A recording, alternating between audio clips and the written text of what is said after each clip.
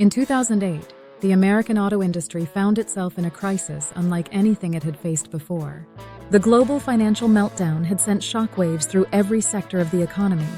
But for Detroit's Big Three, General Motors, Chrysler, and Ford, the impact was existential. Car sales plummeted, credit markets froze, and consumer confidence evaporated. Assembly lines slowed to a crawl, dealerships sat empty, and hundreds of thousands of workers feared for their futures. The industry, once a symbol of American ingenuity and strength, was now teetering on the edge of collapse. General Motors and Chrysler were hit hardest. Years of declining market share, bloated operations, and an over-reliance on gas-guzzling SUVs had left them vulnerable. When the financial crisis struck, their cash reserves evaporated almost overnight. Ford, while also struggling, had secured a massive line of credit in 2007 and managed to avoid the worst. But even Ford executives knew that if GM and Chrysler fell, the entire supply chain would unravel, dragging them down too. In Washington, the debate over whether to bail out the automakers was fierce.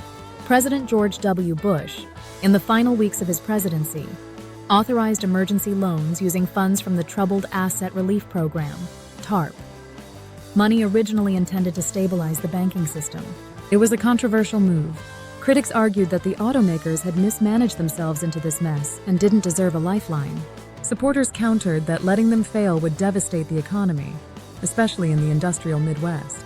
President-elect Barack Obama supported the bailout, recognizing the broader implications. When he took office, his administration formed an auto task force to oversee the restructuring.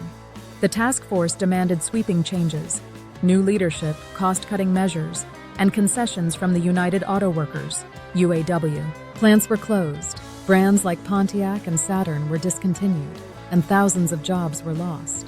Workers gave up benefits, accepted wage freezes, and watched their union's influence diminish. Chrysler, facing imminent bankruptcy, found a savior in Fiat. The Italian automaker acquired a controlling stake and began reshaping Chrysler's lineup to focus on trucks and SUVs. General Motors filed for Chapter 11 bankruptcy and emerged as a new company, majority owned by the U.S. Treasury. The government had, in effect, nationalized two of the country's largest automakers. Ford, meanwhile, stayed out of bankruptcy, but supported the bailout to protect its suppliers and dealers. The restructuring was painful but necessary. It forced the automakers to become leaner, more efficient, and more responsive to market demands. Fuel efficiency became a priority, and investments in hybrid and electric vehicles accelerated.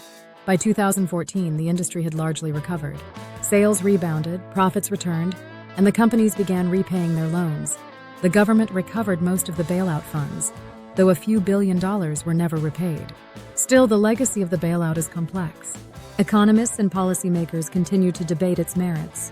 Some see it as a bold intervention that saved millions of jobs and preserved a vital industry.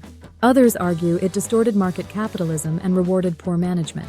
Auto workers, especially those hired after 2007, faced lower wages and fewer benefits.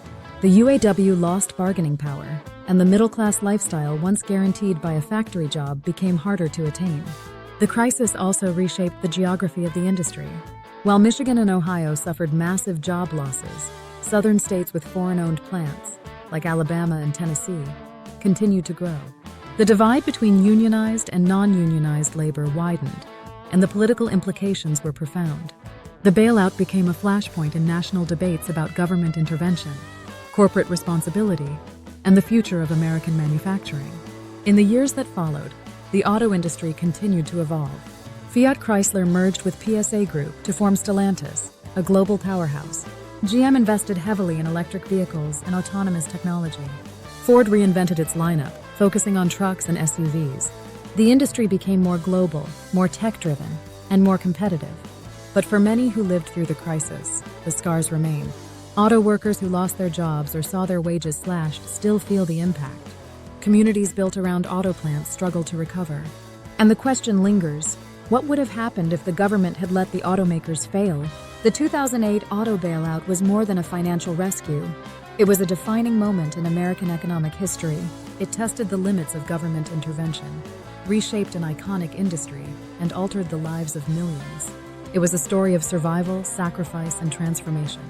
And while the industry may have found its footing again, the lessons of that turbulent time continue to echo through boardrooms, union halls, and factory floors across the country.